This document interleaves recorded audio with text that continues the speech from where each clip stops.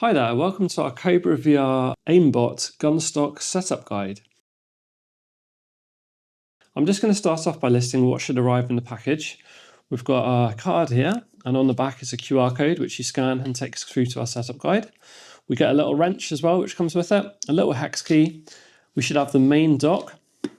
We have various attachments, the front grab, the magnetic front dock, and also the pump action grab. We have our rear stock assembly, and the main rear stock with a cheek rest if you've ordered that. To start with, I'm going to show you how to insert the controllers into the dock. So we're going to take our right-handed dock with our right-handed controller, and it should just slot straight in. And that's in place. And to remove it, you're going to press this grip button and just gently push it out, and the whole thing should pop straight out like that. I'm going to demonstrate how to remove the front grabs. So it arrives like this. We're going to loosen that thumb screw, and you can set it to different lengths here. If you want to remove it fully, you're just going to loosen it a little bit more and it'll slide right out. And this is for the same for all of these. I'm going to put in the Omni grab, which is our pump action grab. And I'm going to set it to there and lock it, and that's now locked in place. To demonstrate the grab on the front, this is a slight change design to our original grabs. Our original ones were automatic grabs like this, where it depressed that grip button as you grab it. This has got a free cutout now, so that you align it like this, and then you can independently grip it in game, which is important because some guns don't always align, so you grip them in different positions and then you can comfortably seat it. This is also handy for pump actions where you need to use them quite quickly, or for when you're using bolt actions, you can operate the rear bolt while maintaining that front grip. Now to demonstrate our pump action grab, just going to slide my hand in. Now this one is just going to rock up, and it's magnetic underneath to reattach. This is great for games like Clay Hunt VR or Pavlov. Some of the shotguns line up really nicely with this, and you can use it in Showdown as well. To insert our magnetic dock, the dock arrives flat for transport. I'm just going to reverse it because that's the way it goes in the actual stock. Now never insert your controllers this way. Okay, the strap has to go around. So I'm just going to release it, drop it through, and then we're going to reattach it. That takes any stress out of the actual ring. Now I'm going to push this down. I'm just going to pull those flaps over, and that should be secured in place. And that's how we connect our magnetic dock. I'm going to demonstrate the magnetic front dock. You can actually change the angle. If you release this at the front, you can actually change this in game. For some games, again, like Ghost of Tabor, you might need a different offset. So you don't need to change this very often, but once you found a setting you like, keep that locked in, and that'll see you through for that game. Now you can use the magnetic front dock also as a pump action in game, where you can just rock it up.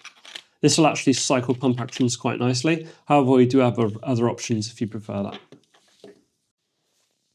I'm going to demonstrate the front hinge feature. Now this is a unique feature to the stock where you can actually snap the front closed. This is very useful for bandages in games and things where you have to do close control. Now it's magnetic and it locks magnetically. Now to release it, it's got a little rubber thumb guide there, so you're just going to snap it out. And you'll get used to doing that quite quickly in game. I'm just going to demonstrate the rear dock system. Now it's a magnetic dock and it should be self-guiding, so it'll snap in place. That's removable. If you want to lock it in place for a more permanent play style, you can turn that thumb screw and that locks it in place. The speedball system at the back, you can adjust the length by pushing this button in and setting it to whatever length you like.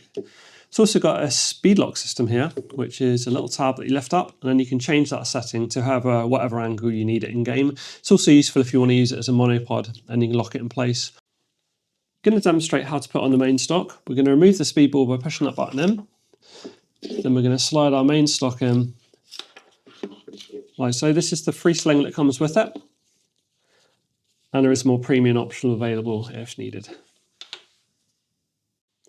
To demonstrate the rear cheek rest, it's friction adjust, which means you can pull it to however length you want it, or you can lock it in place with the thumb screw. I tend to keep the resistance reasonably loose so I can change it in game on the fly.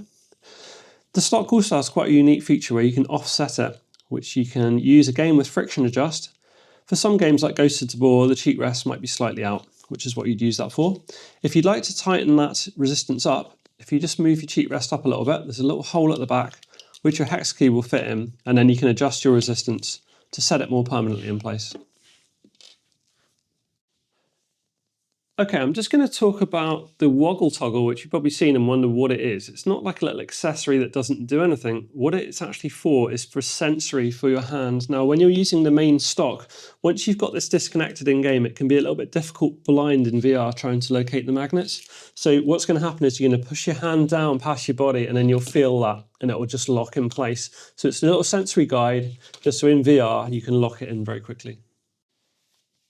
Now for maintenance, it's very easy to maintain. You might get some loose parts over time which would just need a little bit of tweaking. One aspect I'd say that you might need to do is the SpeedLock. Now this can loosen up over time as you're using it. So what I'd recommend is with the provided wrench, just give that a slight tweak just until you stop any more movement there. Be careful not to over tighten this, you shouldn't need to. Okay, thanks for watching our setup guide. If you have any problems at all, you can contact us via the card on our website. Follow that link and it's KobraVR.com and we'll answer any questions to you as soon as we can. Thank you.